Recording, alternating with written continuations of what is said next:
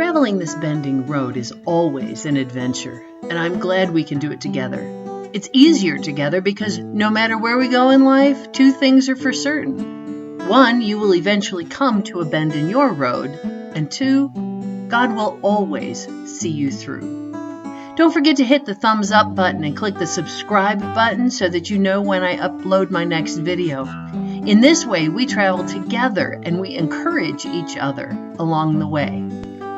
Hi, welcome back to the Bending Road. Glad you could join me this week. We just got done with, about a week ago, we got done with a wonderful trip to see our son who lives down in Florida, and it was pretty amazing. And we took the long drive. We left really early on a Thursday morning and arrived there later Friday evening in time to grab some dinner and go to bed. Pretty much is all we did that first evening. But what a wonderful time. But you know, every time we travel, and it doesn't matter if we go on a bike ride or a hike or traveling in the car or taking the camper, it doesn't matter. God speaks to me in the travel.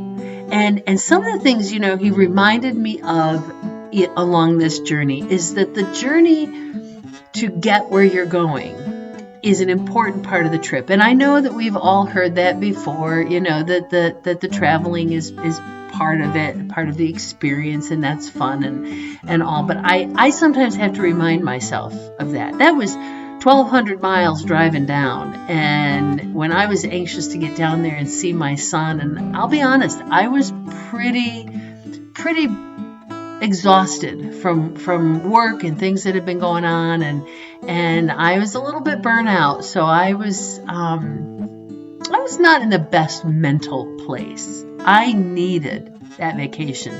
So I was just anxious to get there. But God reminded me that you know, life is a journey. It's not just about, you know, okay, I get saved and I'm in the presence of Jesus right now. And no, it's a journey. We travel that journey and we arrive in the presence of Jesus after this life is over. We've got to get through this. This is a journey. It's not one to be cut short. This life is important, and we need to experience the journey. And so we saw some sights, and we talked, and we got to the point where we could laugh, and we listened to a lot of podcasts, and really enjoyed the day and the travel. But we also remembered that you can't go faster than you should, right? Now, the speed limit a lot of the time was about 70 miles an hour, which against our 65 here in New York State, that was pretty good. You know, we booked along going well, and most often the traffic was moving at about 75, sometimes 80. Well, we didn't go 80. Maybe, you know, we hit that 75 mark and set that cruise to stay with the bulk of the traffic. But you can't, if you try to make it go faster, you miss a lot. You miss that journey. The purpose of this life is to live and learn and grow and experience and fellowship with one another. And if you go too fast, then you lose something there. And I was just struck by the fact, once again, that when we're little kids, we can't wait to be like the high schoolers. And when we're in high school, we can't wait to graduate and be like the college students or the grown-ups. When you're grown up, you know, maybe you can't wait to have kids, or if you have kids, maybe you can't wait till, you know, you kind of move them along and you're ready for them to grow up and have some of that empty nest. And then when the empty nest comes, you think, oh, you know, waiting for that next stop and waiting for the next stop. And then you get to a certain point and you start looking towards retirement. No, waiting for that retirement time to come. But if our mindset, and this is something, I'll be honest, I have battled this all my life, and I probably will battle this to the end. I'm always looking toward that next thing. And I have to draw myself back and say, no, experience the now. Enjoy the now. Learn and grow in the now. Don't try to go faster than you're supposed to.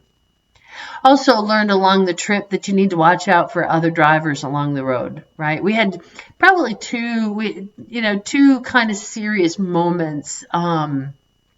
One was a woman who cut us off in traffic, and really I don't think she even saw us there, and it was a frightening moment. I mean, we swerved off the road.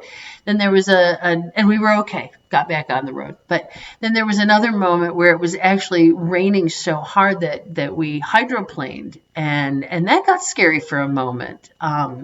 It was hard to get that car back under control.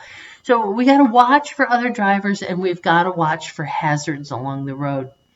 Same is true in our life walk, our life journey. There are others out there. We're not alone on this journey, and if we're not careful, somebody could get hurt. And there's hazards along the way. And if we're not careful, if we're not paying attention, we don't handle those hazards well, somebody could get hurt. The truth is that, some people we meet or some hazards in our way never meant harm. They just didn't mean any harm, or the hazard shouldn't have gotten in the way. It just, sometimes an accident happens. People make mistakes. Maybe they are aware of their mistake, but it was an accident. It was simply an accident. They didn't mean to do it. And yeah, there are those out in this world that mean to cause harm. And things get put in our way that mean to cause us harm. But, we need to manage those well and then put them behind us. We didn't constantly remember that woman who cut us off and bash her all the way to Florida. We didn't dwell on the hydroplaning and just constantly, drive, 20 miles an hour out of fear. No, we experienced it. We got through that. We put that behind us and we moved on. Not always easy, is it? No, but we need to move on. Also, we needed to stop and gas the car. We needed to rest from the drive. We needed to get food along the way. And we pretty much drove 3.5 hours, and then we would stop and take a little break, and then we would swap drivers. And we did better at that coming home than going down. But we took those breaks, and we took time to refresh ourselves, time to nourish ourselves, time to get some gas for the vehicle. You can't drive 1,200 miles on a tank of gas. It just doesn't work. So it reminded me that in our spiritual journey, we need time to refresh ourselves. We need to spend time in prayer. We need to spend time reading the scriptures. We need to spend time with people who we can be honest with and fellowship with, and people of a like mind. And we need to be in church for that.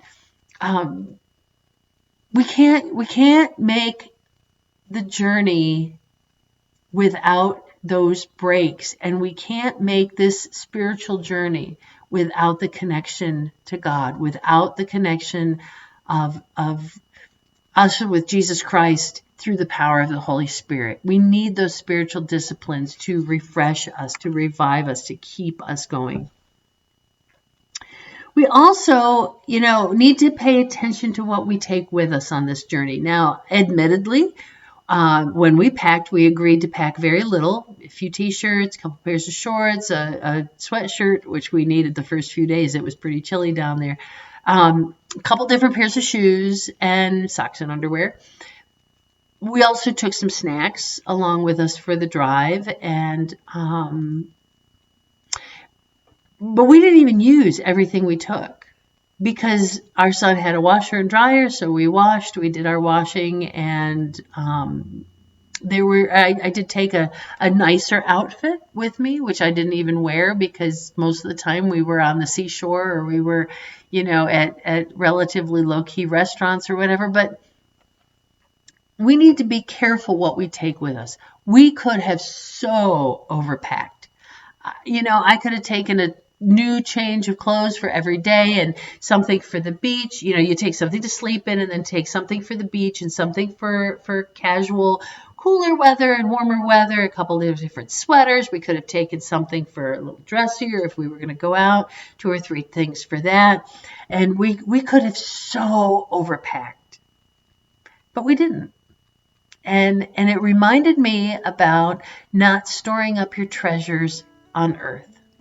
You know, we can have all of the stuff. We can fill our homes. We can fill storage units. We can have multiple vehicles and a boat and a cottage and a whatever. We can have all sorts of things. And we can have way more clothes in our homes than we need. I think a lot of us have that.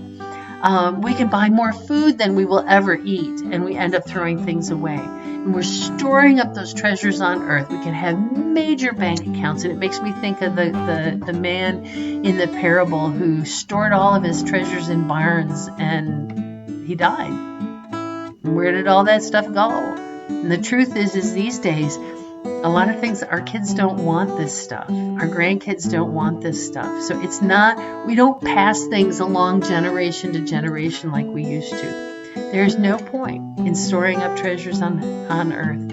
We need to store up our treasures in heaven. Additionally, we need to not worry about what we're going to wear and what we're going to eat and all that. Not worry about that. God will take care of that. We need to seek first the kingdom of God and His righteousness, and all of the other stuff will be added to us. We don't need to worry about that.